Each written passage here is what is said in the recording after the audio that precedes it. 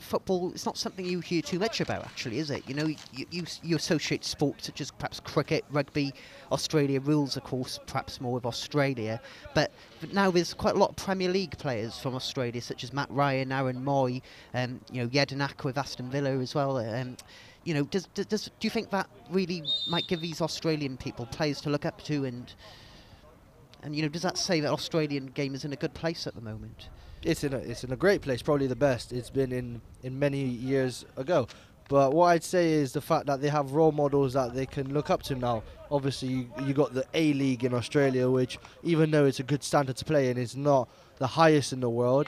And finally, they have some players that they can see having a pathway into the Premier League. So Australia are to get this game underway. The referee there checking the attention of both goalkeepers. He is about to blow his whistle and get this cracker of the match underway.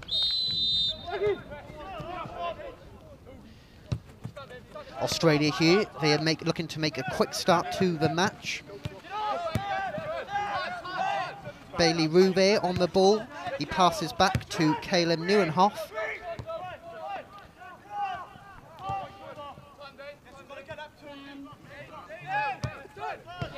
Haj, what do you make about the formation here from both sides? So what can you digest to this opening stage? Yeah, obviously Australia playing a 4-3-3 in comparison to Wales playing a 4-4-1-1. They look to get the ball into the box here. Australia is headed, but an easy shot to save there for the goalkeeper, straight at him. Yeah, as I was saying, with Australia 4-3-3, especially from what I saw yesterday, they love to have their wingers roll inside and create third-man runs, and especially with a deep ladder, they like to build up from the back. Long ball there, headed by Dean Tallycount.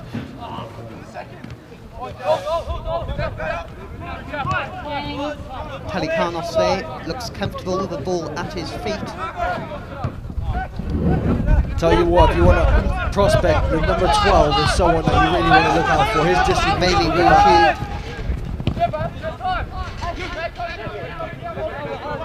Jake Holman, looking comfortable with the ball at his feet. He looks for someone to pass the ball to. He finds Ballard. He gets it back, does Holman. He is fouled there. The referee agrees and awards a free kick. Australia here making a quick start to the game.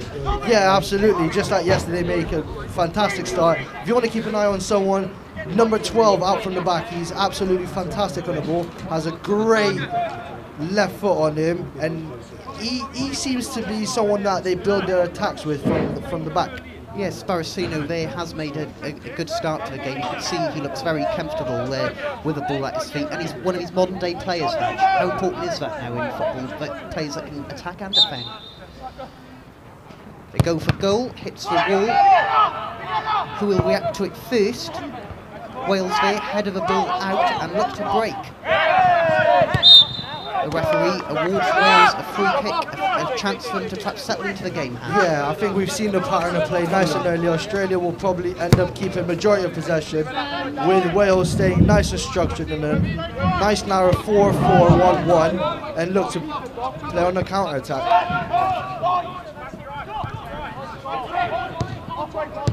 Lansley there down the right-hand side of the pitch, looking to get into this game. Talikanos, long ball upfield to find Carl Shalucio.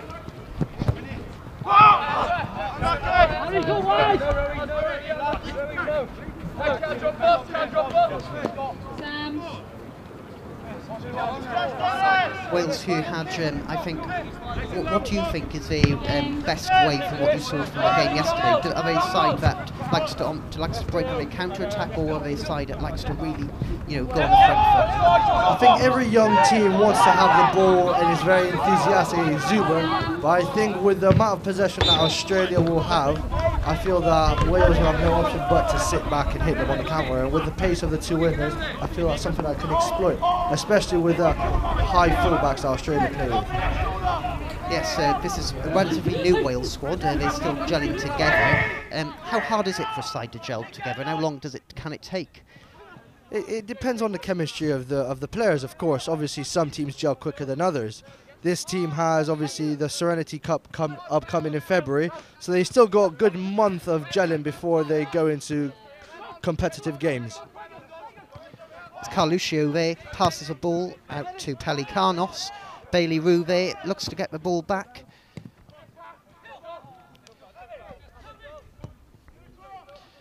Wales there look to play the ball out to the right and break and get their first shot on goal perhaps.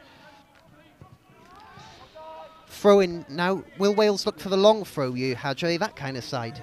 No, I don't think they're that. I don't think they're that kind of side. I think they'll want to keep the ball. They'll want to keep possession. They wanna play it across and switch the play. I feel that's exactly the way that they can attack this Australian team. They are getting numbers On into the other the hand, box. commentators curse. They're looking like they're going for a yeah, long one. Yeah, they are. Yeah, numbers into the box. It is headed back.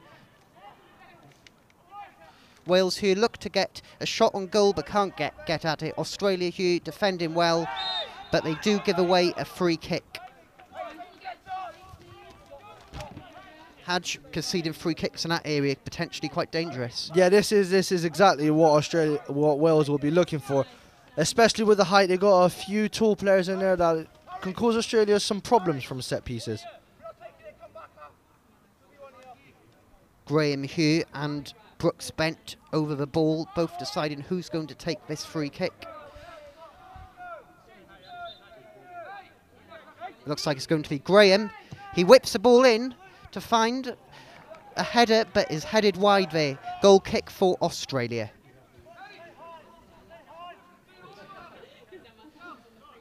Australia, you Hadj, I think, do look very good. They have quality at their feet. That is a good sign for them, isn't it? It is, and looking here, they're playing out from the back, making Exactly. the pitch as big as possible.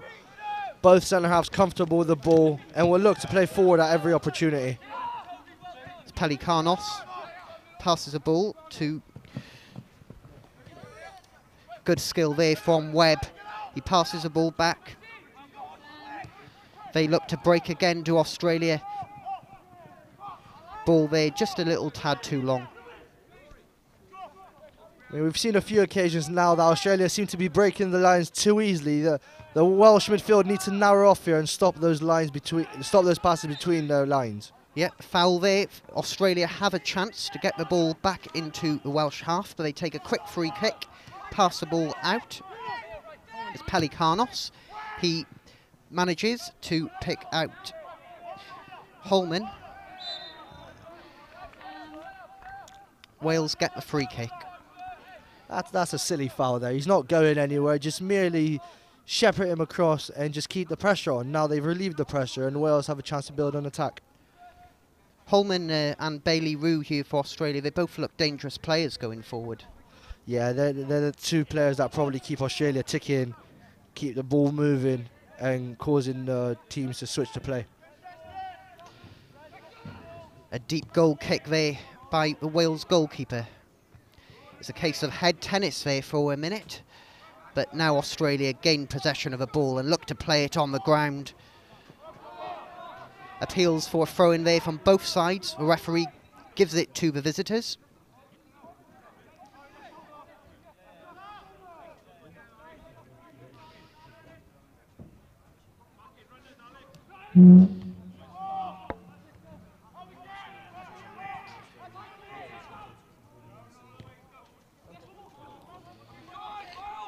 Wales here look to break, they look to attack, great ball in. Oh, great save there by the goalkeeper. He comes out on a one-to-one, very brave goalkeeping. That ball was his and he made sure he collected it. Oh, big shouts there for a free kick. The referee has control of this situation. He has taken a minute here to go through his options. He calls over the Welsh player and gives him a stern talking to. I mean, that was quite a physical challenge, and just like to introduce here, we got Ashley as part of the coaching staff. Ashley, you watched the game yesterday. Wales were extremely physical yesterday and seemed to have not taken a back step to that one. Yeah, I think we dominated from start to finish yesterday. Quick ball movement, playing between the lines, getting in behind the back, diagonal balls. Wales couldn't match us, so they kind of tried to stop us by going through us. and at times probably not good, but luckily we got no injuries out of it and we move on to today. Yeah, Ashley, how good is it for your players to get experience to come over to the UK and play? Well, we're kind of a big fish in a little pond, and here you're a little fish in a big pond. And, obviously football being the #1 sport here, for us it's, behind AFL and rugby league. Soccer's probably about 3 or 4, so it just gives these guys an opportunity to,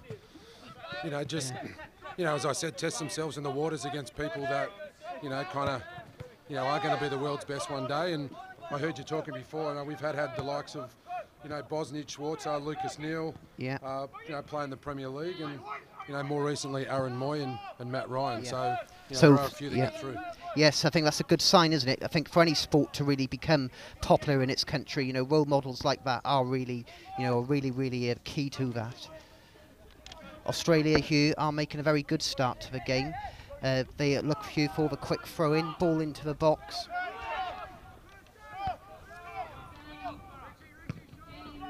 Webb in the Wales goal there, kicks the ball upfield. Loses a ball there in midfield to Wales. You can't do that. That can be costly, can't it, Hadj? Yeah, extremely at this level. If you give sloppy possession away, you might not see it for a good couple of minutes. Lovely feet there. It's Caluccio. He plays the ball out to the left. The ball into the box, but blocked off the line there. Very close for Australia going ahead, Hadj. And I tell you what, that's exactly why I said from earlier. Australia, they're winning the high press, getting the ball nice and high, and using the width. And that was an extremely dangerous ball in. And the only thing I'm surprised about is the fact that I wasn't in the back of the net.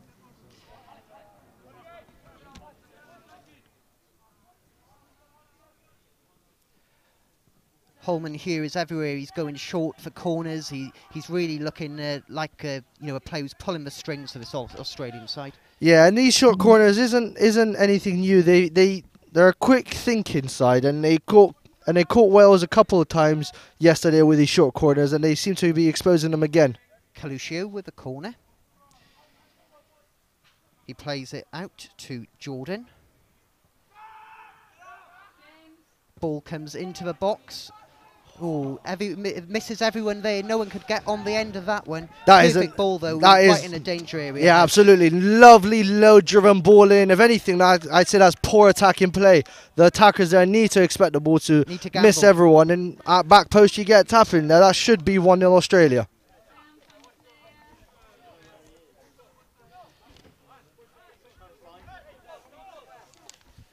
Wales, of course, are led by captain Lee Jenkins today. He is a centre-back. He's looking to organise his side here. Webb kicks it upfield.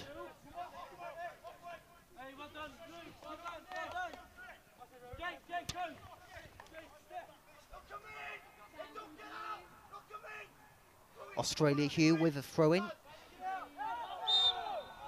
Foul throw there given by the referee. Wales have a throw-in here in quite a dangerous area. Yeah, foul throws are basics, Hadj. Yeah, it's the basics you get taught when you're a little kid, and that is unnecessary pressure being put on Australian defence, especially with this long throw. Harry Rowe here with the long throw. He gets the ball into the box. Lee Jenkins challenges but can't quite get it. Ball there nearly retrieved by the Welsh attacker, but is out for a goal kick. Dylan Rhys-Jones there does his best to get the ball in, but just a little bit too fast for him there. Yeah, and again, look how they're playing out from the back, and Wales are just holding their shape, not pressing too high, understanding that they'll get played around. I think this is smart tactics from Wales. Yeah, Ashley, I got a question for you. How happy are you with the way Australia are playing? This brand of football looks really impressive. Yeah, look, I think, I think you said that the Welsh side have sort of only just come together. Well, same for us. They all played different clubs back in Australia, and we had a 2-day pre-training camp before we got here. We only got here last week, so I'm pretty impressed with, how we're playing. Yeah. I'm surprised by that. Looks like you've been playing together for a long while. Yeah, look, as I said, they all play with and against each other on the weekends, but like as a team, they don't. So yeah, I'm really surprised how quick they've come together. And actually, there's really good bunch of guys, and they all get on. So that's important. Yeah, definitely. Wales here look to make the most of this possession.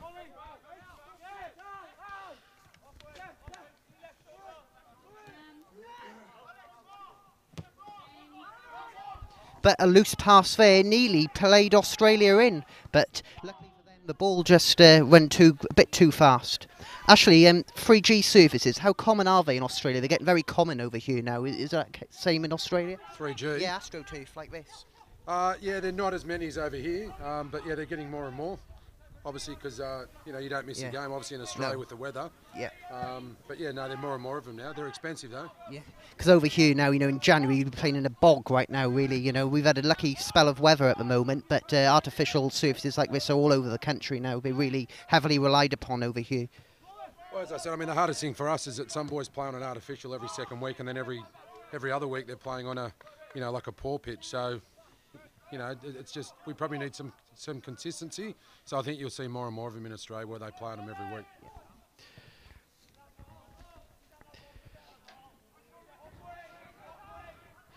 Australia, they very good defending, very clear, commanding defending there. No nonsense defending. Kicks the ball upfield to find Jordan. The thing I really like about the Australian defence, you just said they're kicking. I don't think they're kicking it long. I think it is genuinely a pass that is just a long ball, and it always finds the target. Spot on, Hadge. They're very organised, aren't they? So they can afford to play the game in the right way like this when it's such an organised side. And I mean, there you go again. This was a common theme yesterday, the fact that they always have a third man running, a deep liar. They always have someone that's going in from the deep, penetrating runs, always causing the defence a problem, not knowing how to pick him up or mark him.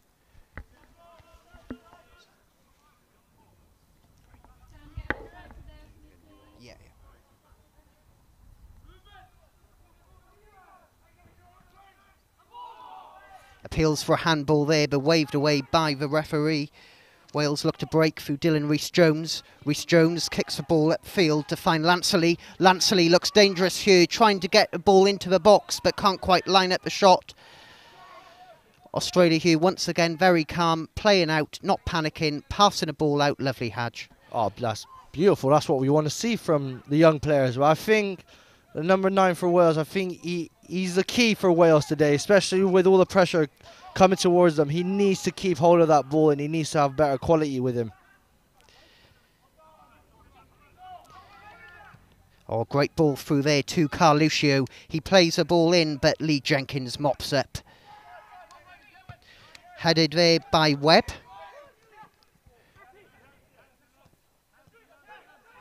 Australia here look to attack through Neuenhoff, who hits the ball just wide. Neither goalkeeper have had too much to do yet, though, Hadge. Australia do perhaps look the side with a slight more quality, but neither goalkeeper really had a save to make. Now, obviously, in the first 5-10 minutes, Wales had that 1v1 that the goalkeeper made himself big and saved it. But apart from that, it is predominantly Wales. Wales, if anything, probably probing, not really causing too much trouble, but asking Wales a lot of questions. And so far, Wales have stood up to the task very well. Yeah, Wales, of course, do have some quality players in his side, such as Bobby Beaumont. He's on the books of Wrexham. How promising is that for Wales to have players in his side that are on academies of professional clubs? That's the key. Obviously, this is a development program. The main thing now is the next step. How are they be able to develop up to men's football? Brooks Bent there plays the ball out. It's now played into Rhys-Jones. It's Wilson there who loses the ball. Australia look to play out, but Jenkins mops up, lashes the ball upfield. Is that a difference between the two sides there? Lee Jenkins just hoofs that upfield out for a throw-in. Well, Australia would never have done that.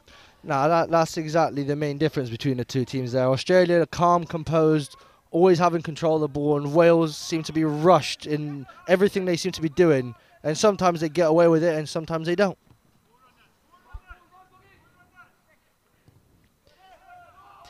It's Carluccio there. It gives a chase, but Webb collects. Webb here, I think perhaps with Wales, perhaps no one's offering short here. No one's giving Webb in goal options. He has to go long all the time. Yeah, he does. I don't think Wales currently are dealing with the press well enough. I think Australia have had the press spot on. But the main thing I think Wales are trying to do is obviously hit their target man. And I just feel that they're trying to hit him too early. Stewart there doing a good job of defending that attack there by Wales. They look to clear out. Jenkins once again there collects the ball. He passes to Beaumont. Beaumont back to Webb. Oh, the ball there nearly held up in the surface. It's from keeper to keeper there, wasteful. Yeah, but again, it's just a lack of quality and attention to detail there. That is a basic pass to the keeper, going out to the right back. They're away from the press. But that sloppy, lack of quality pass just gave Australia the ball back nice and easy. Ballard passes a ball back.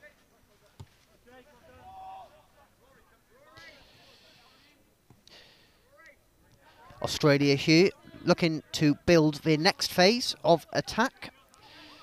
It's Ballard.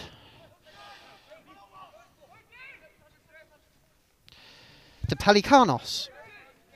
To Roux. Pelikanos gets it back. He passes a ball down the right-hand side to find Nieuwenhof, who plays a ball into the box to find Webb, who can't quite keep the ball in. I tell you what, I've been watching the left back there, Richie Stewart, for quite a while, and the amount of running he does is quite unbelievable. He's pushing the right winger for Wales all the way back to effectively 5 at the back, causing so much space on the left-hand side. If you think Andy Robertson has an engine, this guy will have some sort of engine on him. The referee there asking for a change of ball.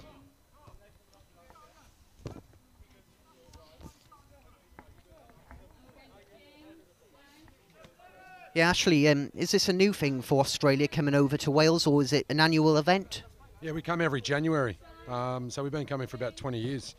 There was a change. It's usually an under-18 team, but 2 years ago they decided to have an under-16 team. So we've actually got 2 Australian schoolboys pathways, and our under-16 team's actually with us. They're playing Cheltenham FC tonight. All right, so a great experience there for these young Australians.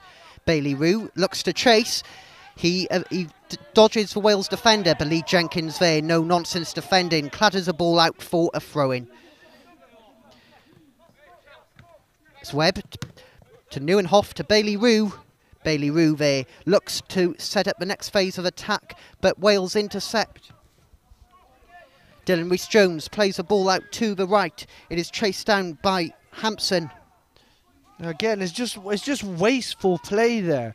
International level, you need to keep the ball a lot better, and Australia have been miles the better side on the ball and off the ball with the press as well. Somehow 0-0, but if you're asking me, I don't know how.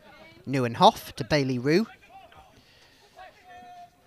To Holman, plays the ball in there, but it is out for an Australian throw-in. I tell you what, I'm commentating on this, but I'm just enjoying the play. Australia is playing some beautiful football. Some stuff that we dream to watch with our own teams. Absolutely, Hadge. It's a pleasure to watch. It's Holman. It's Holman. He goes for goal, but narrowly wide there. Good intent, good effort. Holman, is that the type of player he's like, Ashley? Does he like to go for goal? Does he like to pull the strings? That's the impression I'm getting. Mate, sometimes he holds on the ball a bit too long. Obviously, as you were commentating, then I knew he was going to shoot. He's a super player, plays at Sydney FC, which is an A-League club in Australia, and he can play anywhere. So him being on the ball at number 10 is his perfect position. Yeah. Are Sydney one of the sides that in partnership with Man City, I believe, is it? No? No, that's Melbourne City. So Melbourne City, so it's Manchester City, and then there's the Yokohama Mariners in Japan, there's New York City, and then there's Melbourne City, who are the Australian. Yeah, these partnerships must be good. They must be good for these young players to look up to, particularly then when they, like I said, see the likes of Aaron Moy getting picked up by Man City. How was that reaction in Australia when Aaron Moy signed for Man City? What was that like? Well, look, it's good for, like any Australian that makes it in the big time, but I think it probably more suited Man City because didn't they put some structures in place where they couldn't overspend what they were bringing in? So it was just a little, what's the word, a little, technicality that Man City found. So, it's a good way to sort of house players with other clubs, and then when they get the experience, they invite them back to Man City. But yeah, look, it was great for Aaron Moy. Yeah. Great player. He's now playing for Huddersfield. I know he's injured at the moment, but I know they're missing him. Offside there for Wales as they look to get an attack on goal. Bit wasteful there when it's that clear of an offside, Hadge. Yeah, he's got to time his runs better, but he is cutting a frustrated figure up top. He's not getting any of the ball. He's isolated. The balls to him are sloppy. It's just a lack of quality all round, and that's something that Wales needs to address. Otherwise, it could be another comfortable day for Australia. It's Bailey Roux there, looks to win the ball, which he does. He shrugs past a Wales defender, but Webb comes out to collect. Tell you what, Ashley was talking about the players holding onto the ball. I think that's the key difference between a 17-year-old coming up and a 17-year-old that's already a professional. They understand when they're able to dribble and take on their man and when they need to give the ball.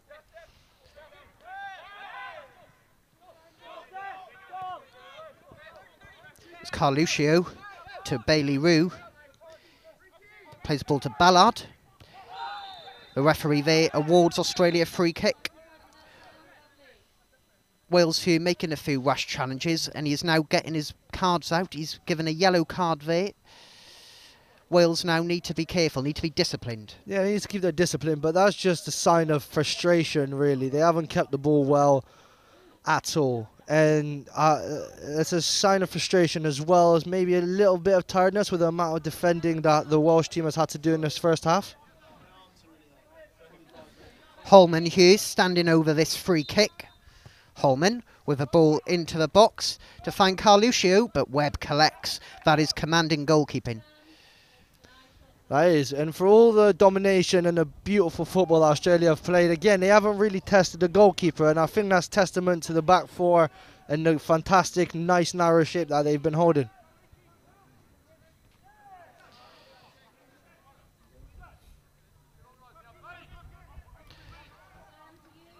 Wales here really do need to perhaps get a, test the goalkeeper here. They need to do something to give him perhaps a bit of confidence. Again, yet another free kick given away. That's a soft one there. He's won the ball comfortably. I don't see that as a foul, but I completely agree. Wales need to start doing more with the ball than start hoofing it long and hoping for the best from their striker. It's Pelikanos. He carries the ball forward. He making big strides here for Australia. Sporenic plays the ball out to the right, to the left. It's Jordan. It's Jordan. He takes on the Welsh defence. He gets the ball into the box.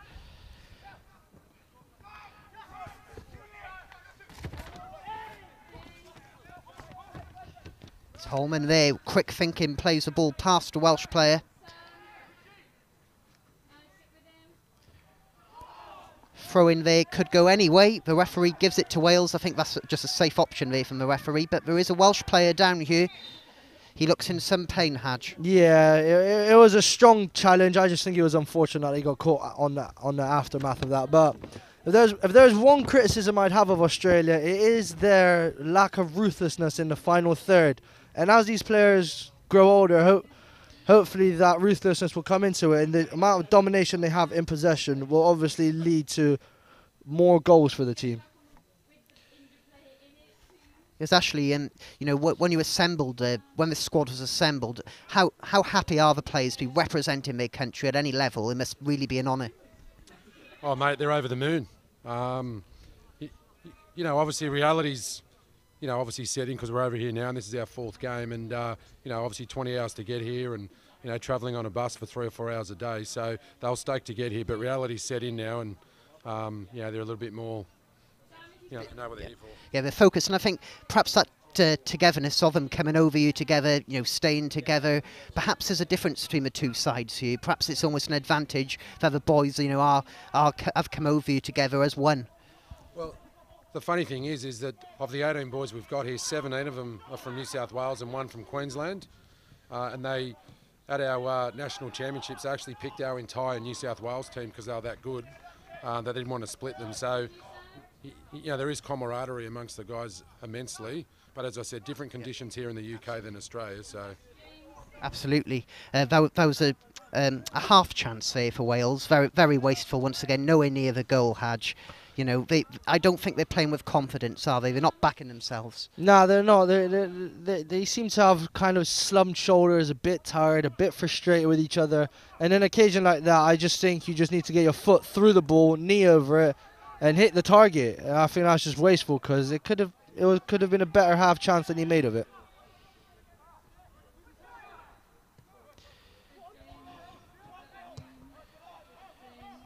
Ball played upfield. Carluccio gets the ball. Strong defending there by the referee. The referee deems that no problem at all. He gives a free kick to the Welsh team there. Appeals from Australia. Yeah, and obviously Wales have had a few kicks at the Australians, and it might have affected them slightly because there was a slight reaction there. Australia just need to keep their head, keep passing the ball, and I'm sure the quality will eventually set and they'll get the goals that they deserve.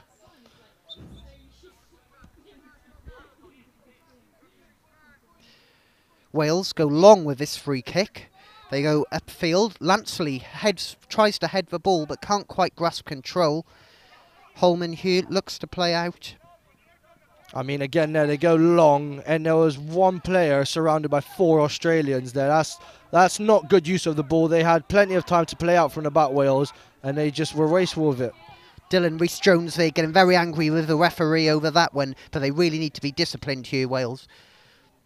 Australia once again now in an opportunity to potentially get the first goal of the afternoon. The ball played out wide there, but perhaps the surface there, ball just a bit too fast for the Australia player Sam Webb. That's just sloppy play there. He had loads of time. That was a very simple pass to play the right back in. He expects better from himself, and I expected better from him as well. Had you play on this surface regularly for Cardiff Met? Is it a rather quick surface?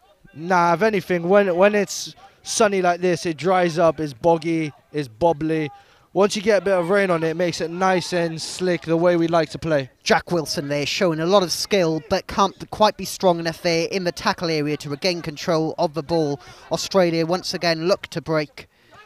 It's Nieuwenhof out to Bailey Rue. Bailey Rue is causing all sorts of problems down this right-hand side. He passes the ball in to Holman to find Carl Lucio. Good tackling there from Lee Jenkins, who puts the ball out for a corner. I tell you what, if there's a man of the match for Wales, it is 100% Lee Jenkins. Here's a quick corner. Quick corner here, Holman out to Bailey Rue. Bailey Rue here looks to get the ball into the box. He passes the ball out to Jordan. But Wales regain control. That's very unfortunate. He came off his right foot as he was about to make contact with his left. Richie Stewart there showing superb skill, Hadge. That's beautiful. That's what we like to see. It's Holman. Once again, they're tackled by the Welsh defender. Holman, though, he regains control. He puts the ball into the box by Nieuwenhof. Good save there by Webb. Shouts for a handball there, but out for a corner. Nothing in that, Hadge, I don't think. Nah, but I think his hands were just a bit too straight for me. Nah, arm was by his side. There's no way he could have put it. But as for the chance before that, again, saying earlier, the lack of clinicalness in the final third there. He's got plenty of time to pick the ball either side. Yeah, he could have picked a spot, and he decided to snatch out a toe poker straight at the keeper. That should be 1-0 to Australia.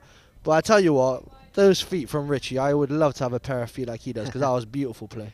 Hadge, it's safe to say that you're not the most flamboyant of players, are you? More of a hard-tackling, tough player, aren't you, Hadge? I'd probably fit into the Welsh team better than the Australian team, let's put it like that.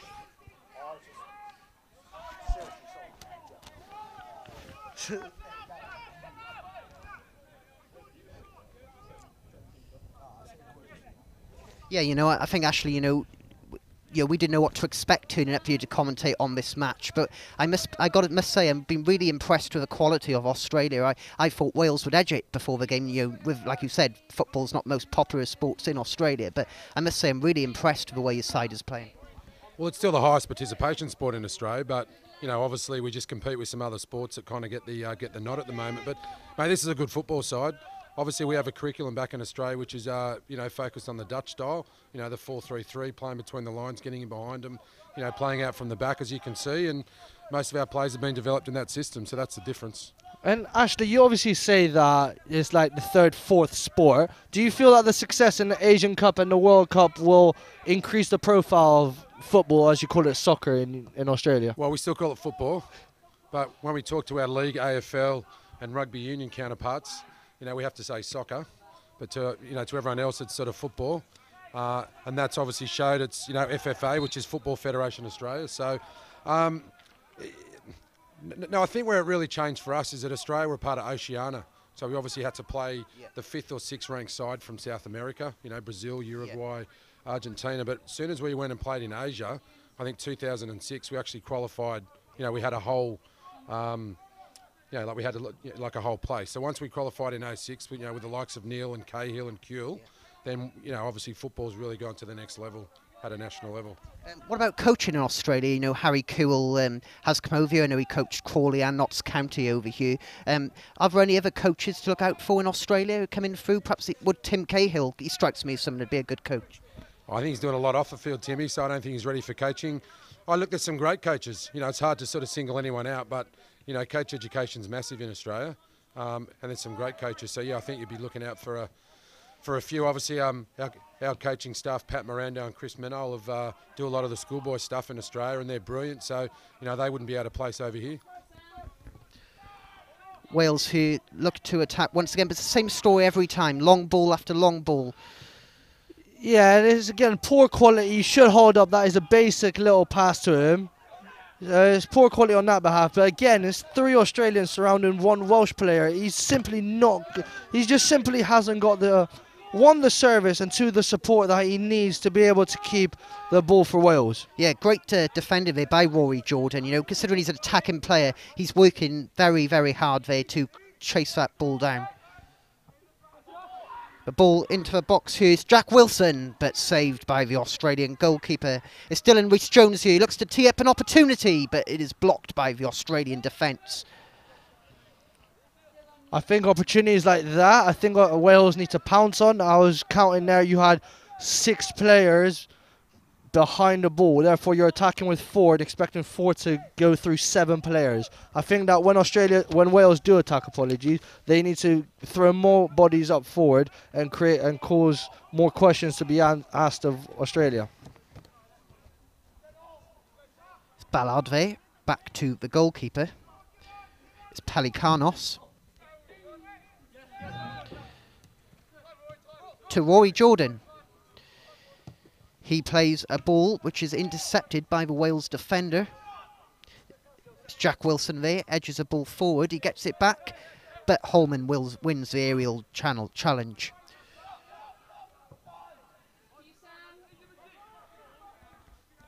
It's Hampson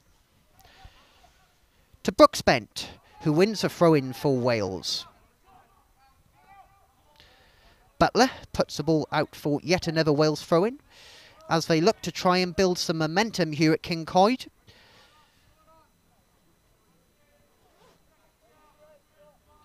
Long throw-in for Wales. Good touch there by the Wales attacker, but it's no problem for Australia. Rory Jordan to Webb.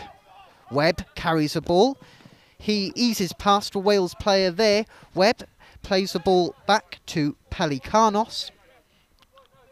I mean, we see here that the Australians holding midfield. They like to drop in sometimes and receive the ball. But from my point of view, I think that they need to stay higher up there. I don't see him offering anything. With the quality of the back two, they're well capable of bringing the ball forwards. If the holding midfielder can stay higher up, I feel that can cause more problems for the Welsh midfield.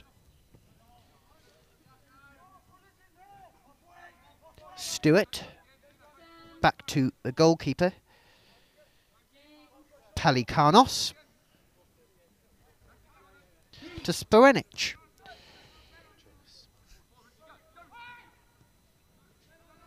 It's Bailey Root.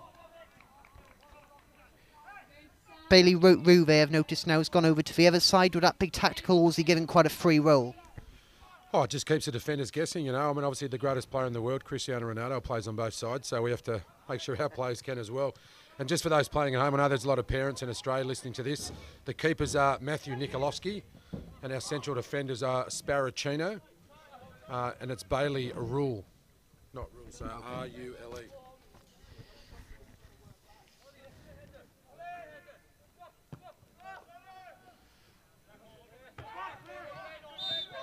Free kick there for Wales.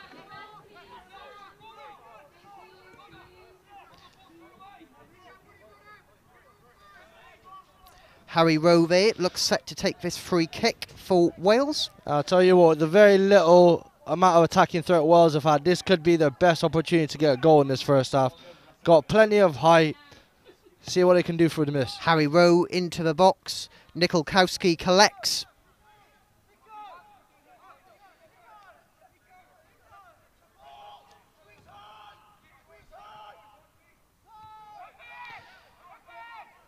It's again too easy for Australia to play out there. Wales need to sort out some sort of press because they're just playing between the lines for fun at the moment.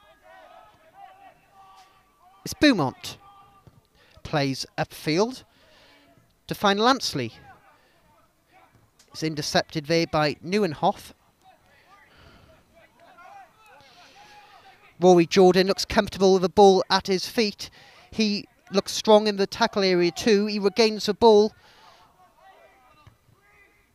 Now that's poor from Rory Jordan. He can see the frustration in his face. That was a 5v4, perfect opportunity, and he just took a heavy touch. And again, that lack of quality in the final third is really hurting Australia at the moment. It's Rule. He finds Neuenhoff, who plays the ball to Holman, who gets the ball into the box, but Lee Jenkins once again clears. Rory Jordan plays to Sam Webb. To Carluccio. Rule. Jordan looks to plot the Aussies' next move. It falls to Holman, who goes for goal, but Lee Jenkins gets an all-important deflection there, which makes the ball easy for Webb to collect in the Welsh goal. If there's anything I'd say for Australia to improve on, apart from the final third, it would be the speed of play. They're playing for the thirds lovely, but I think they can speed it up. And because they're a bit slow in their build-up play, Wales is allowed to get back in formation, which then makes it very difficult for them to break through the lines. Lee Jenkins, long ball upfield.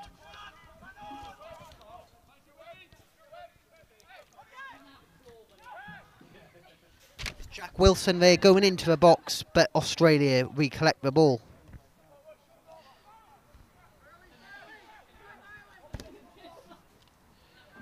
Stewart.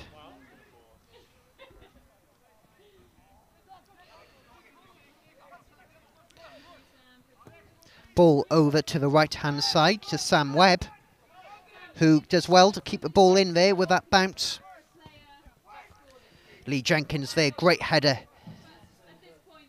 Ball into the box, but Webb once again easily collects it. I'm saying this far too often now, Hadj. Easy collect once again for Webb in the Wales goal. Yeah, I think that Australia needs to start using the width a bit more. Obviously, Wales is staying nice and narrow, 2 banks of 4. With the use of the width, I feel that Australia can really stretch them and then start penetrating between the gaps.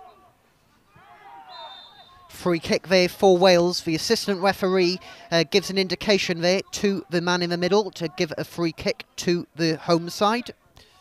Tell you what, this is a perfect position to get a lovely whipped in ball back post. And with Australia and with Wales's height, I feel that potentially sneak one. Yeah, it'll be interesting to see whether Wales can produce a quality ball and pick out a Wales player.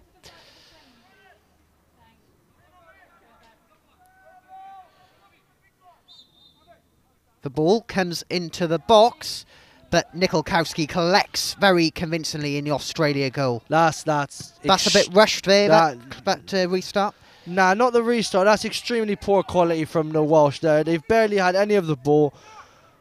Ball in a dangerous position to be put in a decent area to cause some problems, and he just gives it straight back to the goalkeeper, and Wales are now defending again. Rule there, chases, but is put out by the Welsh defender.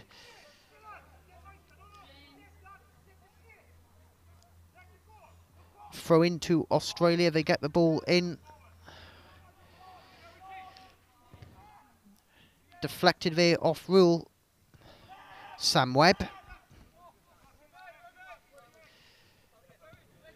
To Pelikanos.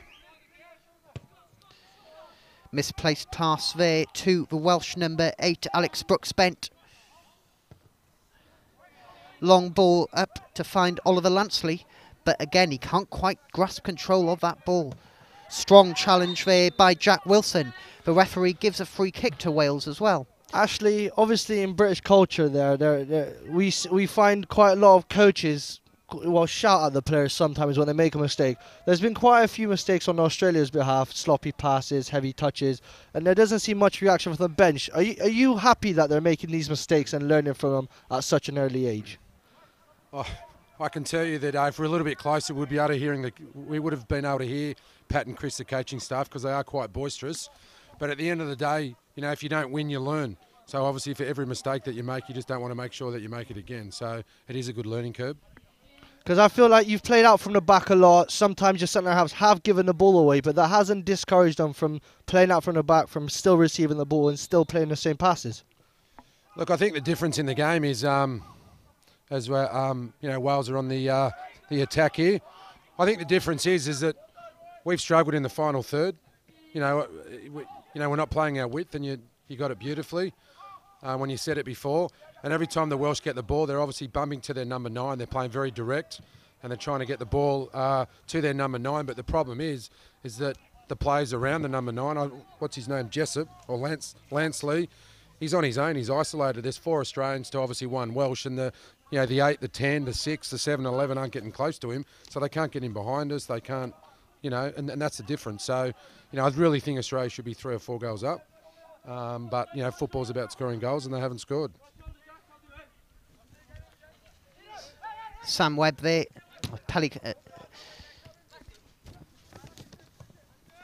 Ball played upfield, but Webb collects again. Straight through to Webb is coming a very common theme, Hadj. Yeah, I think it's just getting a bit forced now. Last 5-10 minutes now, coming up to half time. Just feel the Australians to relax on the ball again, keep possession. And with the amount of possession they have, I'm sure Wales will tire and the gaps will start appearing. But Australia just need to keep doing what they're doing, and they'll get their reward for it. Yeah, actually, how would this first half performance go down in the dressing room? Will they be relatively pleased? Will they look to make any changes, do you think, for the second half? Oh, look, we played yesterday, so there'll probably be some changes. I know there'll definitely be a keeper change. So, Matt Nikolowski will come out, Levi Kay will come in. Yeah, and look, maybe 5 or 10 into the second half we'll make some changes. But, look, I think Pat would be happy. We just haven't scored. That's probably the main one, really. Throw in there to Australia. The Wales players hold their head in their hands. They can't quite believe that one. Nah, it's just the same order, really. Wales are trying to be physical. Neuenhoff to Holman. Wales are trying to be physical, Jordan. but they're just not getting near the ball, and their physicality ends up kicking the players and causing needless fouls. Wales there trying battle off the Australian players. Webb, a good attempt there to keep the ball in, but the assistant referee gives the ball to the Welsh.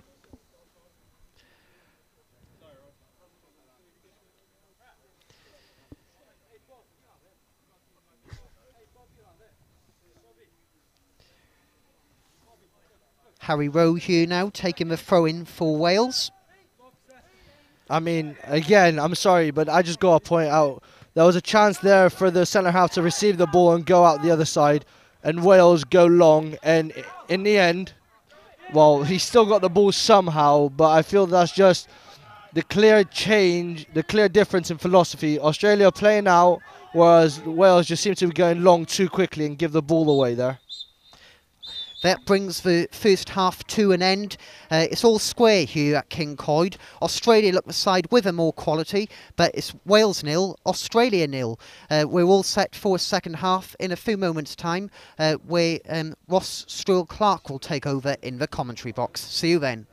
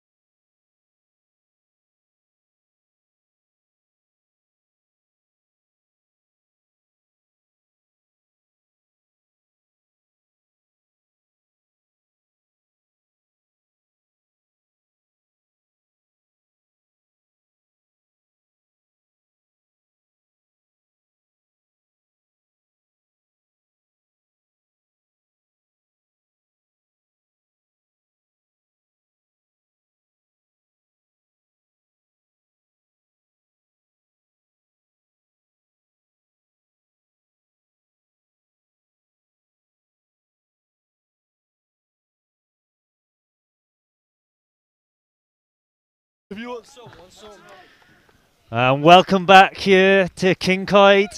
Second half of Wales Schools against Australia Schools, 0-0 in the first half. Cannot wait for the second half. What more can we ask for, Haj? Beautiful weather, topping up the tan whilst watching football. Can't ask for more. Goals would be nice. Yes, some goals, yes, of course. Thanks for that, Haj. You're welcome. Killed me there. And of course, we've got Ashley here with us as well. Ashley, you looking forward to the second half as well? Yeah, I can't wait. Obviously, I want a few goals Australia way, not Wales way. Just for those playing at home, a couple of changes. Matt Nikolowski's out of goals and Levi Kay comes in. Great save there, great shot. And also Rory Jordan, the 9's off. And number 16, Louis Zabala's on, and that's him on the ball now. Here we go. Here's Carvuccio.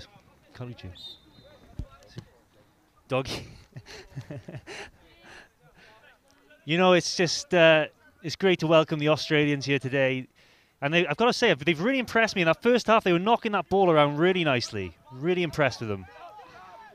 Can Wales, this half, do you think Wales can get a bit of momentum going this second half? If they want any momentum going, they're going to need to hold on to the ball a lot better than they did in the first half. Yeah, I think they were giving it away a bit too easy in the first half. Here's Doggy, and he's giving it away there. That number 6 in the midfield, Ballard, really is a nice play. He keeps it flowing, keeps that ball ticking. He reminds me a bit of a Paul Scholes, actually. Forget Paul Scholes. Look at that. Oh, that is. Actually, just for the British viewers, why exactly is the number 7 called Doggy? Actually, you know what? Actually, I'm not really sure, and I better not say just in case it's wrong or, you know, not for those under 18s listening. It's great to have you on here anyway. Good to have a different voice.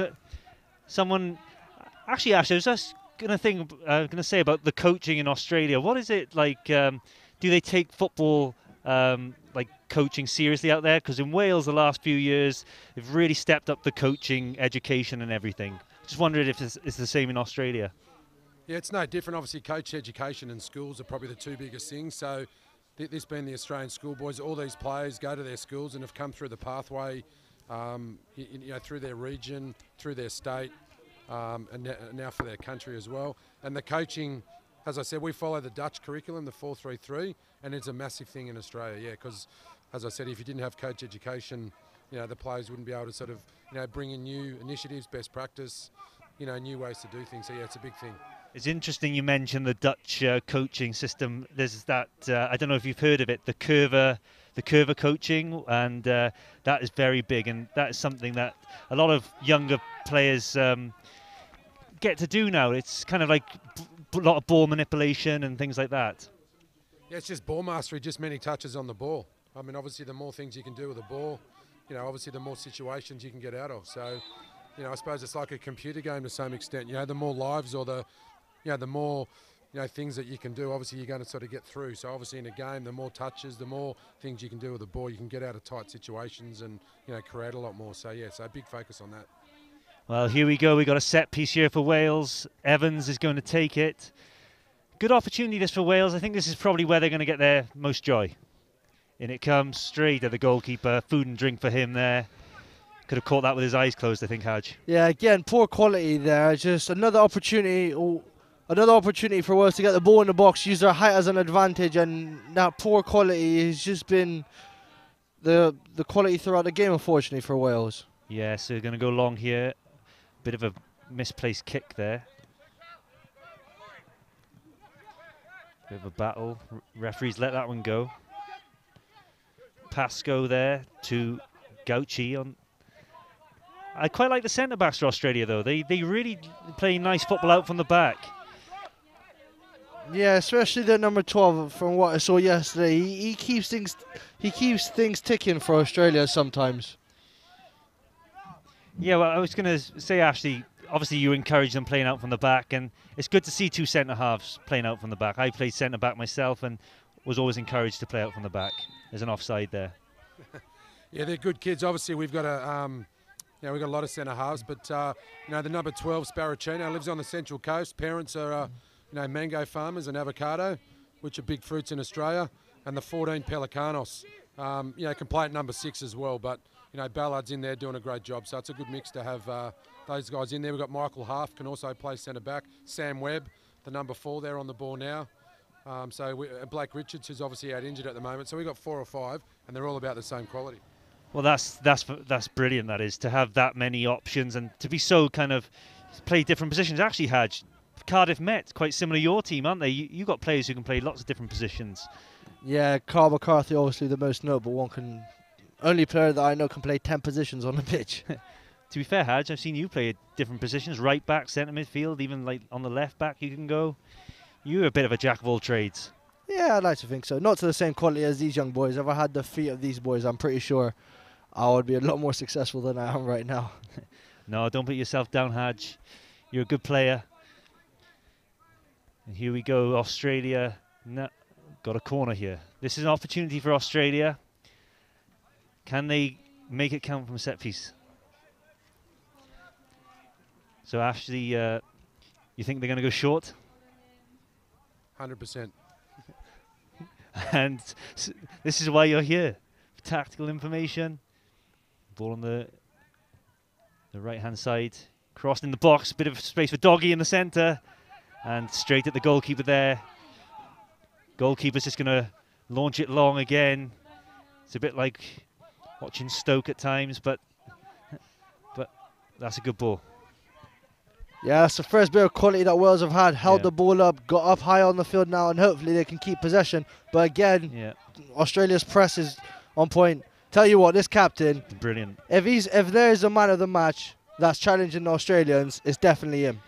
Yeah, I've got to say Jenkins has been superb. I think without him, Wales may have struggled. But it was interesting what you were saying in the first half about long balls.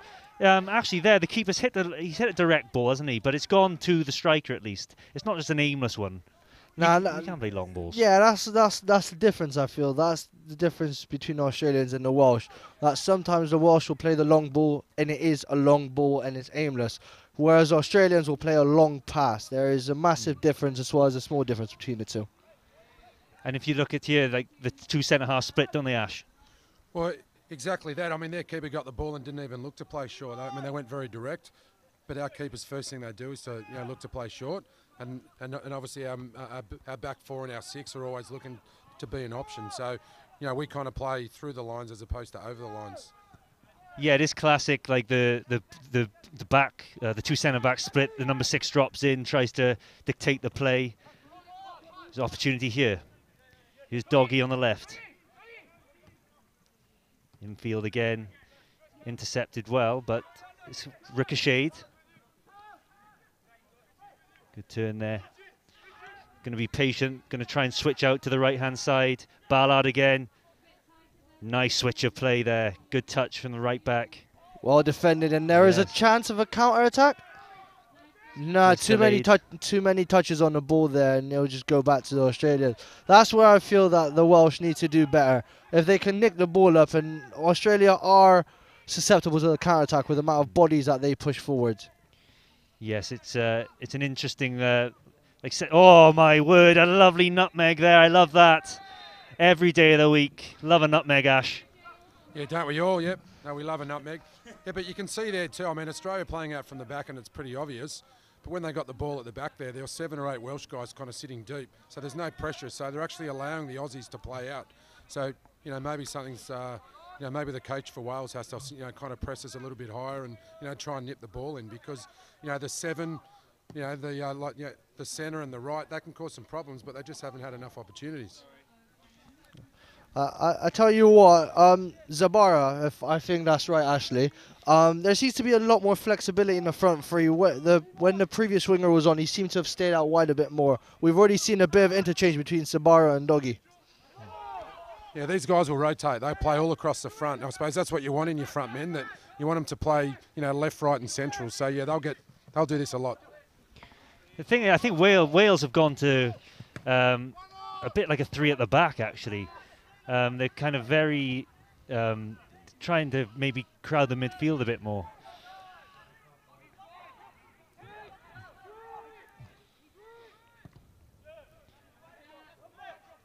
Headed out there. Here's a chance for the break. A lot of space. That's poor quality from Doggy there. He should be doing better with the amount of space he had. Oh, late foul, but the referee's playing an advantage there. crossed into the box, and a corner for Wales. Yeah.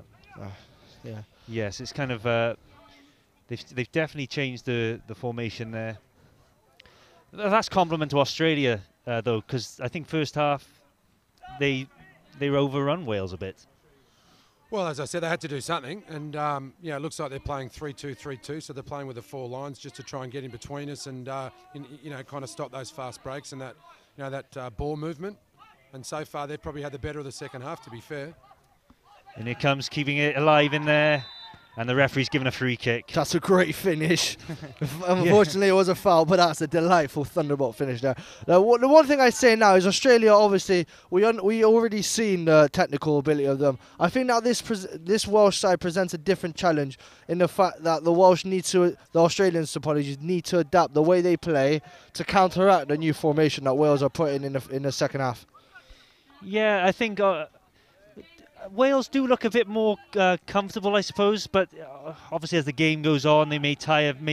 Actually, it's a fresher team, isn't it? Basically, a whole new 11 in the second half. Yeah, it is. Yeah. But I feel that with this formation, obviously, Wales were solid in the first half. With this formation, it is effectively 3 defenders against 3 attackers. So we'll see if maybe Australia can exploit the counter-attack this half instead of Wales. Ash, I was just going to ask, actually, so you're playing here in Wales today. Is there anywhere else in the UK you're playing? Are you on like a tour here, or? Yeah, we're on a 3-week tour, so we obviously left Australia on the 10th of January. Is Wales here through the 17? Just a back pass to our keeper, thanks. Yeah, so we left Australia on the 10th of January. This is our 4th game. So we played English independent schools, then Bristol colleges, obviously the Welsh colleges yesterday, and the Welsh schools today. Tomorrow we head to Dublin, where we play Ireland on Saturday. Then we go and play Northern Ireland in Belfast next week. And then we follow it up with Fleetwood, Scotland, England, and then finish up with England colleges on about the 27th of January. So, yeah, big campaign. There's a chance here. Good defending there. That's interesting. That is from Ash there, giving us a lowdown of the Aussies. Into the box. Well, good defending. The 2 centre-backs have been strong for Australia. Yeah, and this is the first time that they're going to get tested off the ball. They've been very comfortable on it, with Wales offering very little up front. But this is the first time that Australia is going to be tested defensively, and we'll see how sturdy their defensive abilities are. Yes, the Wales need a good delivery now. It's not a bad one. Into the 6-yard box. Well defended there. A vital header from the Australian defence. Very tight down there. Oh, that is sublime. Beautiful football. Beautiful football, Australia out the back. And what a switch of play, but good positioning from the goalkeeper there. The sweeper keeper, okay, he sliced it, but really good positioning. Yeah, that's great. And again, like I said, Welsh could be susceptible to the counter-attack now with more bodies going forward and the 3 at the back against the 3 attackers of Australia. But you say brilliant play. I think that's poor play from the holding midfielder. He needs to hold the shape and be a screen. He's merely just followed the ball and he's allowed the 1v1 there. And if it was a better ball, then Australia would be in. Yes. Ash, you were saying that you went to see a Cardiff City game on the weekend. Do you wish you didn't turn up? Yeah, well, that was the census amongst the crew. I mean, obviously the experience of going to an EPL game for the first time for a lot of these boys. But for the coaches and, some of the boys that had been to a few, they reckon just the football was, not very good. But I suppose that's where they are on the table. Yes, Cardiff. Well, to be fair to Cardiff as well, they've done so well to get up to the Premier League. No one expected it last year. They do play a kind of a direct style of play as well. So Neil Warnock has done a great job to even get them up there. And Huddersfield, I think they could be going down as well.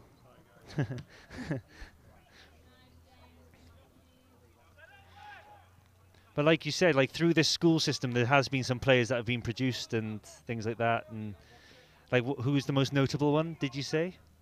Well, I probably think the more recent is probably Massimo Longo, who's currently in our top squad. But obviously Matthew Ryan's come through the school system. Bresciano. A lot of them. I mean, obviously we do have an Australian 17s and an Australian 20s and 23s. And this schoolboys just gives these guys another opportunity at this level to represent their country and, you know, to test themselves against the best footballers. So it's just another pathway, really. It's great, that is, mine. Like you said, gives them another opportunity to prove their skills. You would have loved something like this. Yeah, Hatch. see, that's interesting you say that this school 17s, 20s and 23s. Obviously in England is 18s, under 20s and under 21s. How come the 3-year gap? What's the difference in that? Is it simply schooling or is it something different? No. So our 17s, 20s and 23s are purely our, you know, like sort of like, it doesn't matter if you go to school or not. So it's sort of for anyone, really. So that's run through the FFA. But this schoolboy system here is just for schoolboys. Okay. So they have to go to school. So if any of these players dropped out of school, they wouldn't be here. But this process started for a lot of them in February, March. So to be here in January, that's a 10, 11-month process. We've got a sub coming on here, so Doggy's gone off. And can you tell us who's coming on there? Yeah, Prateet Napid, who goes to North Sydney Boys. He'll play 9. It'll just be a straight swap. And mate, he'll cause some problems. Yes, it's going to be interesting to see if he can make an impact. Second half, bit of a non-event so far. Nothing much really happened as of yet. Trying to get the ball in behind again. Dealt with quite comfortably there.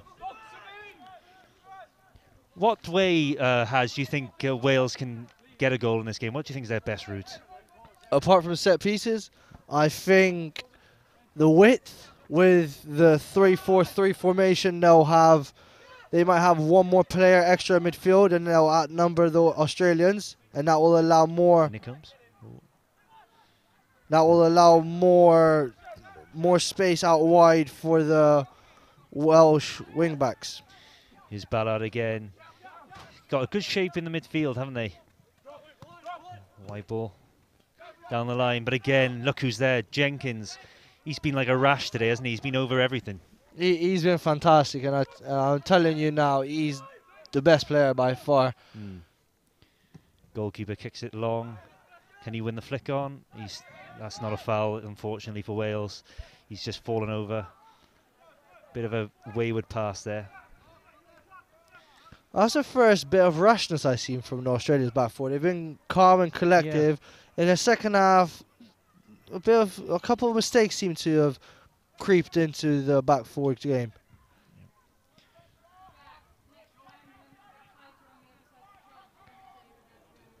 Yeah. So Ash, what are your observations then of this game? Well, I just think, you know, that the back four and the midfield kind of had a free rein in the first half, and you know, problem was obviously our front three just couldn't sort of find the back of the net. But to me, it looks like they're playing that 3-2-3-2 formation, and what it's forcing is obviously Holman, Nieuwenhof, and Ballard to do a lot more work defensively.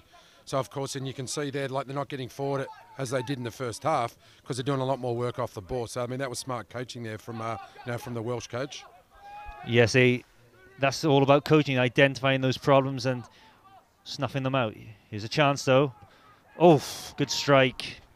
And that's all come from the fullbacks high press there. Richie, I said in the first half, he's got an engine on him, but he's looked so strong defensively as well. And yesterday he was obviously the outlet every single time on the width. I feel he could be someone that could be utilised to overload on the left-hand side. And like you said, that was probably one of the first times in the second half we've seen one of the midfielders breaking forward there. Nieuwenhof almost got in on there with a goal. Another set-piece chance now. Yeah, I think Wales, this is what they're going to hope for. Maybe like a bit of a ricochet in the box and dropping down. Yeah, but the quality needs to be better. The quality has been poor in every single set piece. Keepers come out and collected it. They really need to focus on hitting a good area for their tall players to attack. So here's Evans again. He's floated it. Jenkins flicked it on, but it's quite comfortable really. Again, they're going to go on the break here. Chance for a counter-attack. Getting his head up. Can he switch it? He's looked for the switch. Oh, good touch there. Webb. Let's go ball over the top. Chance goalkeepers come out, but the offside flag again. It's been raised. Again, Again, Wales there on the counter-attack from a set piece. Wales really need to sort out their defensive shape from set pieces, because it just seems too easily for Australia to come out and attack them straight from a goal from the goalie. Yes, well, that's a good pass. Good touch as well. Australia looking very look a bit more on the front foot, don't they? They look pressing well, and comfortable clearance there into the midfield area. Nice ball wide there. Again, good covering. No, he's not given the foul there. He's given a goal kick. Let's not forget here that Wales have made a lot of changes in this second half, so it is effectively a fresh team. It'll be interesting to see, with Australia playing 2 games within 24 hours, how they'll be able to cope with the demands of this second half and the pressure that Wales will put on them. Yeah, you are right. It does make a difference, though, when you have a completely fresh team. You've got that extra spring in your step, especially going into the last 20 minutes. It might cause an issue. It might not. We will see now.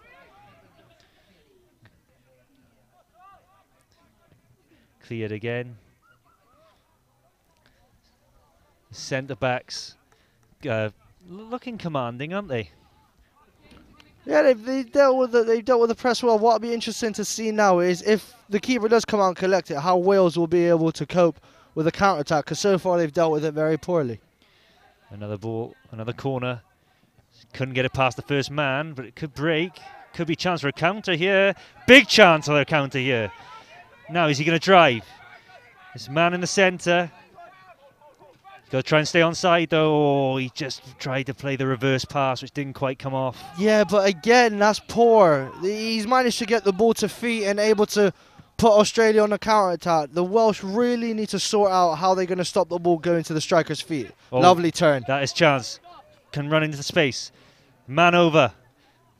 Oh, it's deflected. Oh, that's greedy play. All you had to do was slide it to the right hand side, and it was 1v1 with the keeper. And with the quality that I've seen from that player, he would have probably made it 1-0. Yeah. The midfield 3, though, they do make those breaks forward when they get that chance. When they're on the counter attack, you do see they don't hold back, do they? No, they don't. But again, decision making. Said it in the first half, and I'll say it again. You got to understand when to dribble, when to pass, when to shoot. And at that time, he just made the wrong decision. There was a simple sliding ball, and he should have taken it. That's the thing. It all comes with experience as well. These still younger players, still learning the game. But I heard you say, Ash, you don't lose, you learn. And that's what it's like, really, for younger players. Yeah, look, I think it is. And I think, Hadj had it perfectly there. All Petit had to do was just slide it across to your right to Jake Coleman, and, mate, he would have finished that. But as I said, Petit has just come on, so it'll take him a while to adjust. And just, you did mention earlier about Stoke City, about their boring play. Well, one of our coaches, Chris Minnow, is actually a Stoke supporter, so just don't say too much about Stoke. Well, we'll keep that one quiet. Stoke are the best team in the world.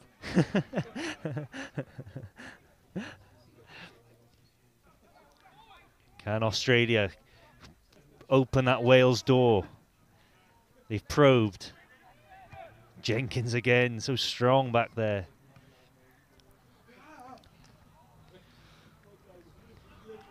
If there's one thing I'd say about Australia is that the switch is on now. With this 3 at the back, I feel that they've got a lot of space on the opposite side. You've got 4 players marking 2 there. You don't need 4 players marking 2. The quality of the Australians, they'll be able to deal with that. I feel the fullbacks can get higher and cause an overload on either side. Good analysis there, Haj. I think maybe you're right there. I think especially if they want to get that goal, they may have to force it a bit. And I don't think the strikers for Wales are going to cause them too much problems sprinting in behind. So I think they can maybe push up a bit more as well. Here's a chance though. They're pressing the ball, just lacking that bit of quality. I think just Wales in that final third just can't quite. They're battling well. Got it back here though. Can they produce a bit of quality here? No. Defended well again. Here we go again. It's counter-attack again. 3v3, I've said it before. Holman, can he play him in? Oh, he's that's offside. Poor. Petit is offside. That's poor. He's got to time his run better. And if not, that needs to be a decoy run. and then sorry, I forgot the winger's name again. He just slide him in again. Yeah. Is it Brolly? Bailey Rule. number Bailey 17. Rule. Apologies, Bailey Rule. Yeah, he just slide him in and he was in again. Oh, we have a sub. I think Bailey Rule, that was his last action. For Rory, Jordan is coming on. Oh, right, I see.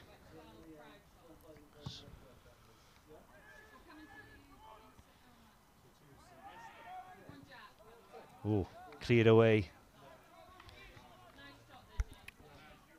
This is going to be one of those games, one mistake could decide it, I think, maybe. Or one bit of quality.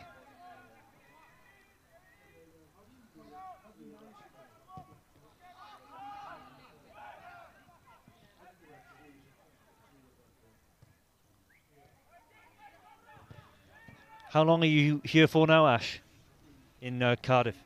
Oh, we actually leave in the morning, so we've been here for a week. And as I said, we head to Ireland in the morning, so we've got that 5 hours up to, what did you say, something head? What's it called? Holyhead? Holyhead, yes. Yeah, so we get a bus up to there and then a ferry across to Dublin. So it'll be a long day tomorrow. Wow, these boys been playing football. They're so fortunate, though, to be able to do this. I'd have loved to have come over to, the UK or go over to Australia and play. They're very fortunate, and you guys as well, obviously helping them along, and it's just brilliant for them. Yeah, it's great. Look, it is very mentally and physically draining, as I said, not only for the players, for us coaches. I'll put you back to you because Wales on the attack. Here we go, counter attack, an overload on the right hand side. He has seen it. He's going to try and shoot. Oh, it's just that pass selection. He wasn't offside.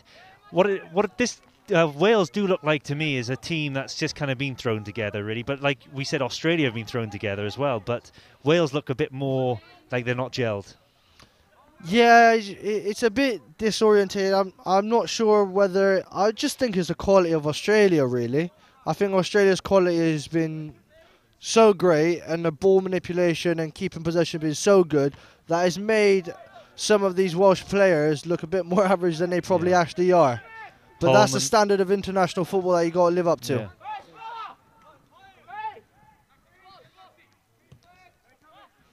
Here's Ballard again. He has kept it ticking.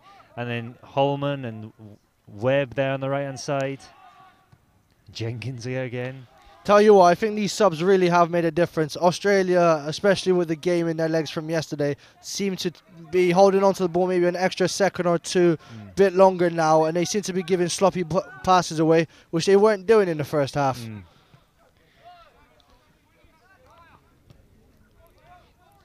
Here's a chance now. They've got the ball forward into the midfield area. Holman, clever little play, good ball to Petit, just maybe a bit too much. The goalkeeper has been sharp off his line. That's one thing. Yes, he's been a fantastic sweeper keeper there.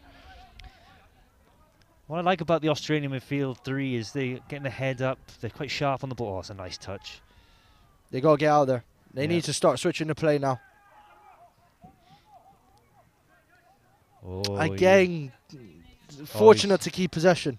Oh, he's driven. That's a foul. That is a foul in a dangerous area. But again, they just seem to be closing off a bit and focus on one half of the pitch. These Australians will become a lot better as soon as you start being able to switch the play and causing the overloads on either side, because I think that's what's going to win them the game.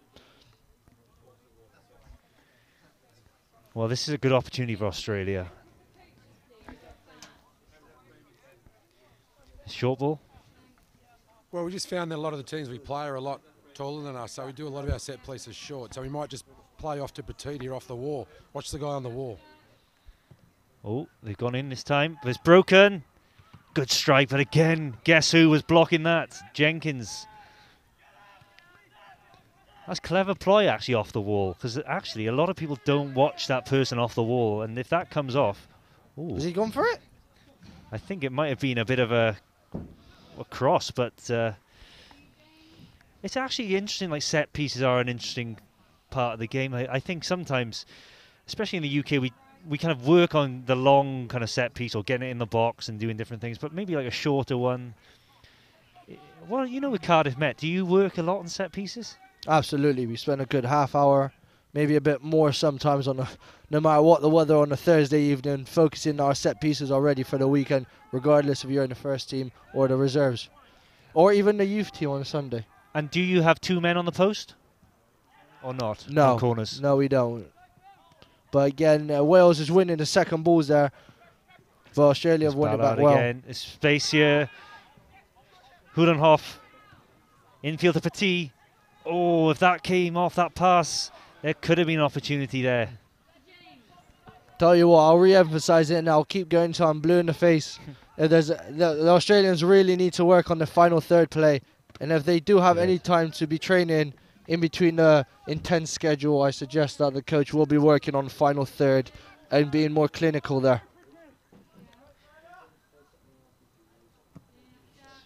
Cleared down the ball, straight on his head. Ashley, do you feel that, seeing, obviously I've mentioned it a lot, the final third of being clinical, do you think this is something that you would have picked up on? And when you do have your training camp in other places in Ireland, you'll be focusing on that?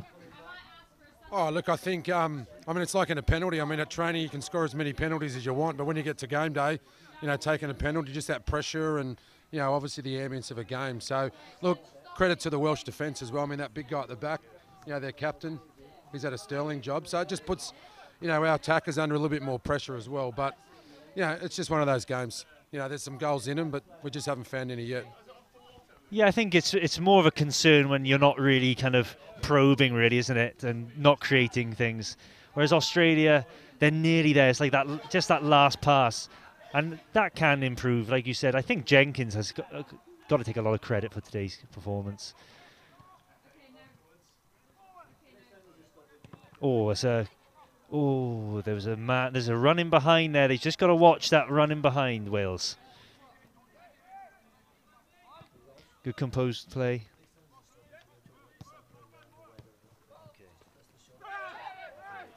Oh, that's a cruncher.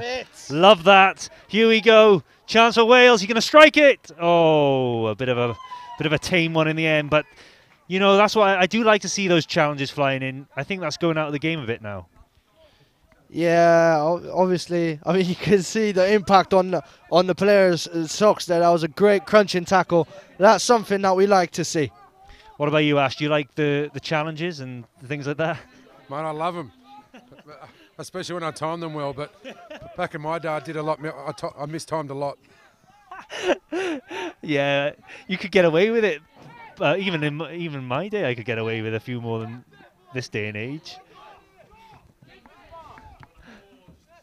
Look at them, our space on the wings. Australia really needs to start utilising the wingers and the fullbacks. If you look on the right-hand side, he's got acres of space there. There we go. Yeah, they're moving that ball around very well. It's too slow. Again, the switch of play is just too slow. It just allows Wales to go with the ball. And it's a beautiful day at the Kincoid. The sun is setting beautifully down there, going down. You couldn't ask for better conditions. These are actually perfect football conditions. The sun going down. It's not too cold. The Australian weather, well, not really the Australian weather at all, but because you get really hot weather, but we'll take this. Actually, the weather in Australia at the moment, is it warm? Very warm? Yeah, it's nearly a heat wave, I believe. There's temperatures from between 35 and 40 degrees, so it's kind of not too bad here. And this does look like a Sydney sunset here, so I sort of feel like I'm in Sydney at the moment. Oh, I really wish we were in Sydney at the moment, but we've got 2 subs coming on. Doggy's coming back on. Yeah.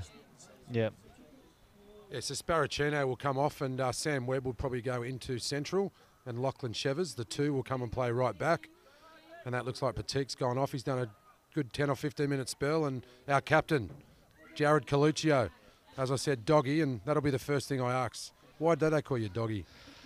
Ashley, just quickly while we got you on mic, Richie on the left-hand side, we saw him bomb on a lot overlapping yesterday. How much minutes did he play yesterday and how many is he looking to play today? Well, this is after our 3 games. Richie had actually played 45 minutes and then 90 minutes in game 2, and he played 90 minutes yesterday. So he got through a ton of work. And what we try and do is trying to isolate, their left or right back. So in Richie's case, their right back, just to try and create a 2v1.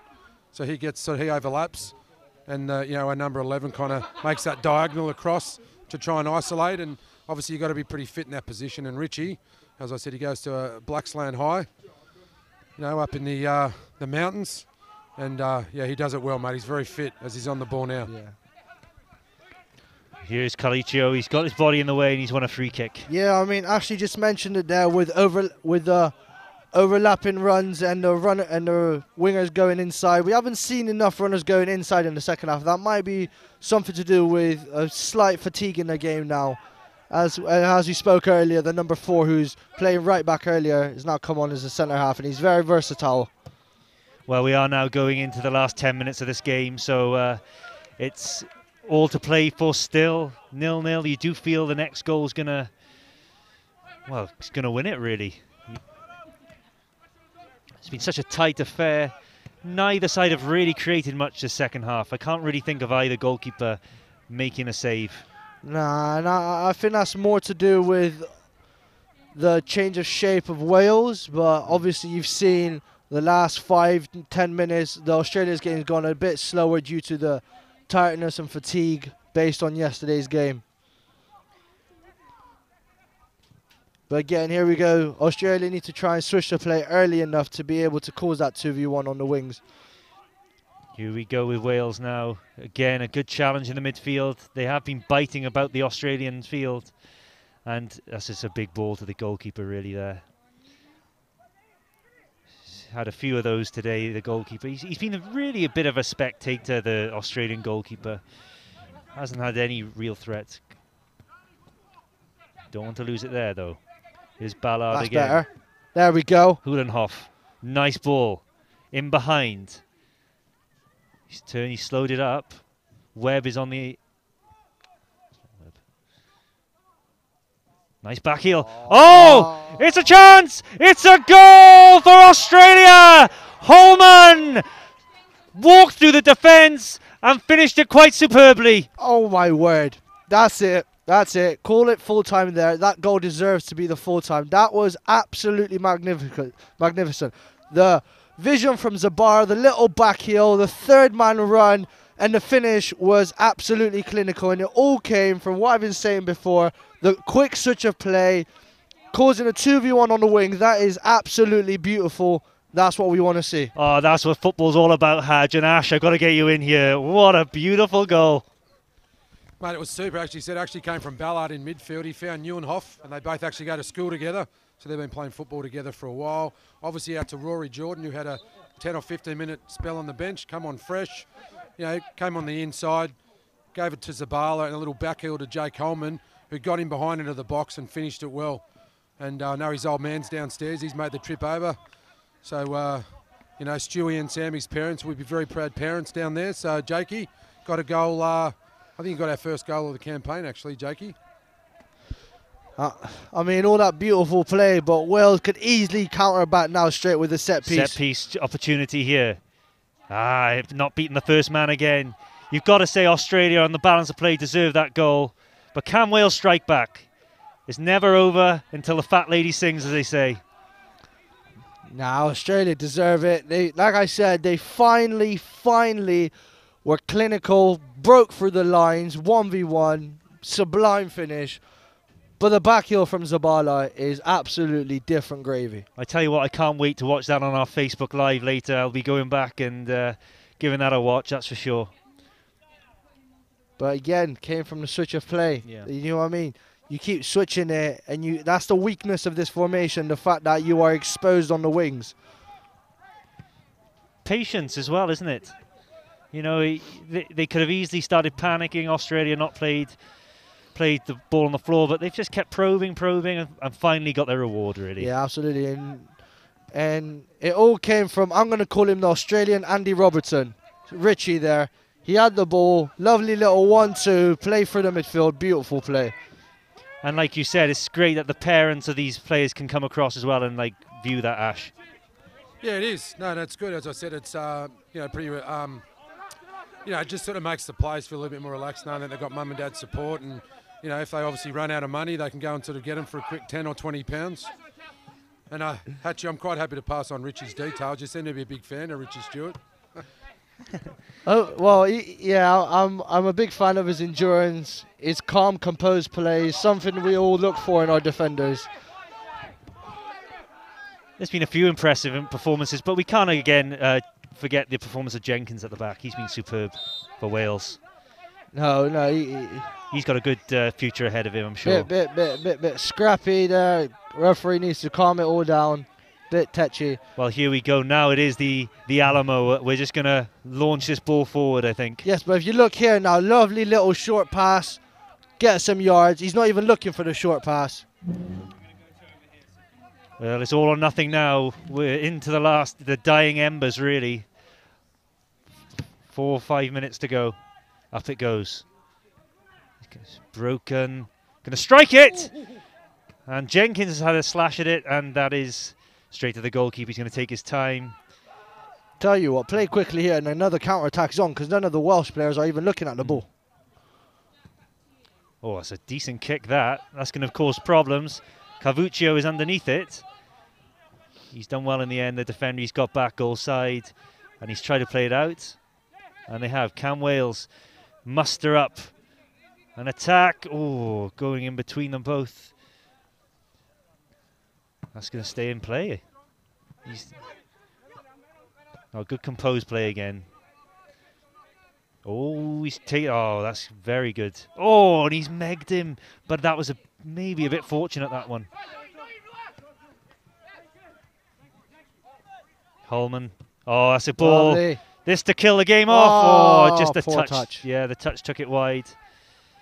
He still got it though. Still trying to find that pass. Just couldn't Tell you quite. what, it's funny what a goal does. They looked half a second slow. Ball was moving a bit slower than before. As soon as they got the goal, got a little spring in their step, and suddenly they probably got that second wind and a whole host of new energy now to play the last 5 minutes with. Yeah, you're kind of caught in this situation. Do you try and keep the ball or try and run the clock down, or do you try and get another goal? I think Australia just needs to keep doing what they're doing, and they'll see the game out comfortably. If anything, they might even get a second goal. What would you do in this situation, Ash? Do you think they should just try and hold on to their lead, or maybe get a second? No, they'll keep forcing. As I said, they'll keep pushing, try and get that second goal. I mean, 1-0. I mean, it's not, it's not home. I know Hatchie caught it a little bit earlier, but we were 2-0 up yesterday and thought we weren't home. So, I think a second and a third we definitely need. Yeah, football is unpredictable. As Jenkins has maybe got a bit of cramp here, it wouldn't surprise me if he has a bit of cramp.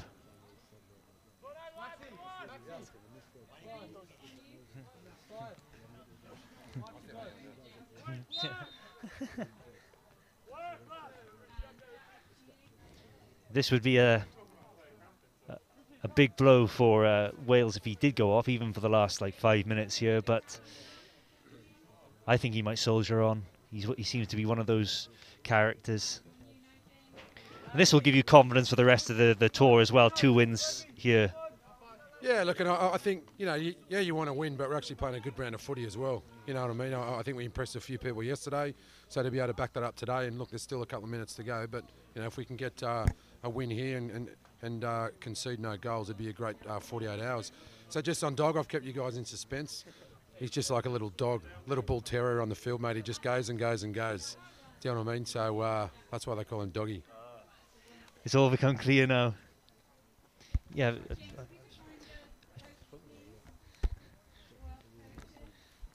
So Jenkins, Hadj, he's down injured here.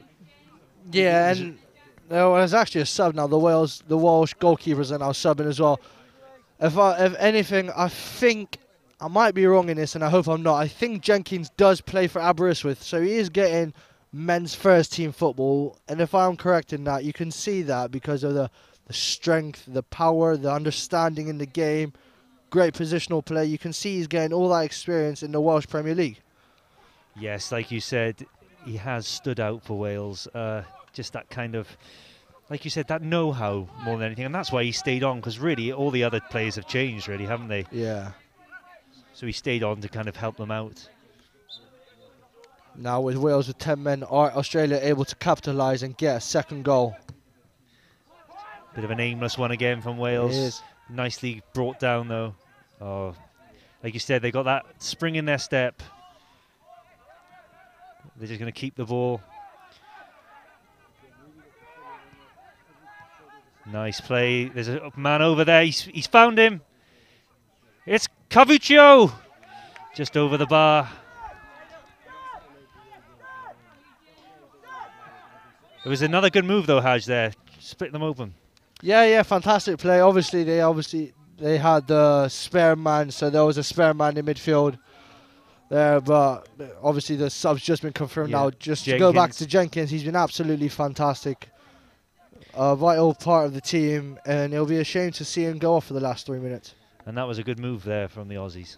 Yeah, well, see, what you see there is that our, your Stewart and obviously Lachlan Shavers, the number 2 there at right back. Yeah, they've got no problem getting forward because they've got guys like Ballard that are going to cover for him in the 6th row. So that's what happened then. Shavers got forward, stayed forward. Ballard won the ball, gave it to Shavers, and it's just an overload in the midfield, and that's all it was there. So, obviously there's a lot of, they all know each other's game and they're confident. Yes, that's the thing, is the confidence factor. But here Wales come again. Good ball wide. He's got it ball. Good defence. Compact there, Australia, and he's breaking through Holman again. That's a bit of a cynical one. He's going to get booked for that. Yeah, rightfully so. Cynical play. He skipped past him, and he knew what he was doing to stop the counter attack.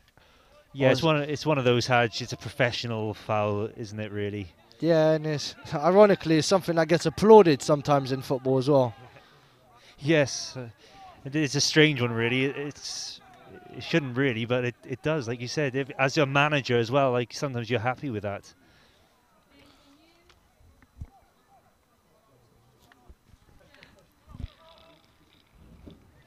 We really are close to the end of the game now. Wales haven't got many more opportunities to get a goal back. But here we go. That ball's just behind. That's just... If that's one thing, one move would sum up Wales, that would probably be it. Yeah. Right attempt, just lack of quality. It's been lack of quality all over the park. Australia have been a superior team. And obviously the scoreline hasn't shown it, but Australia deserved to win by more. And with 2 minutes left on the bit of an uncharacteristic slice there from one of the Australians. Yeah, that nearly hit us up. Yeah.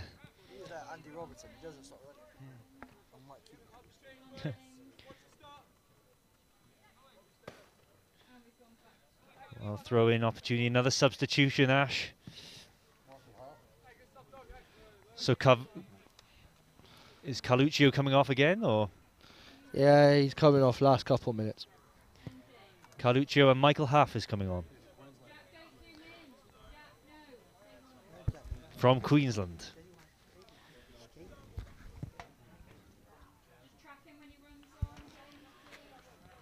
And here he comes. What position does Michael Huff play? Centre forward, is it? Or? No, he's actually a central defender. Although yesterday he actually got up into the box and had a one-on-one, and we thought he had altitude sickness because he'd never been that high up the pitch. So I think Coach Mirando's just given him another go. Nosebleed territory.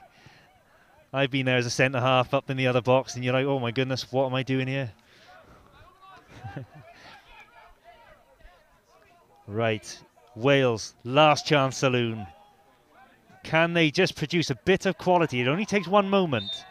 Oh, and as soon as we say that, offside. Ironically, they've gone long all day, try and play short, and it just hasn't worked out. And unfortunately, throughout the whole 90 minutes, not much has worked out for Wales today.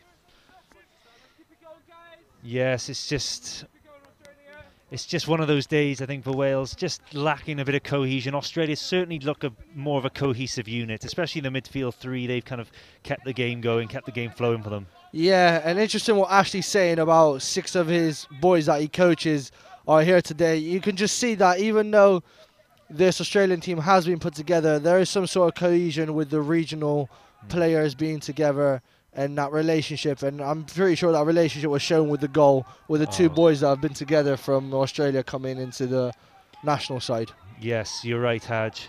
And this now is an opportunity for Wales.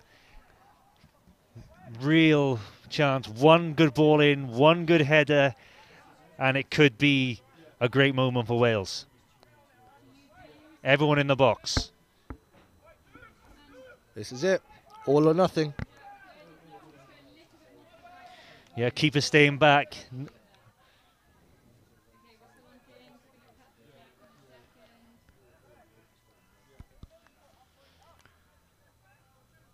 Just need that good ball.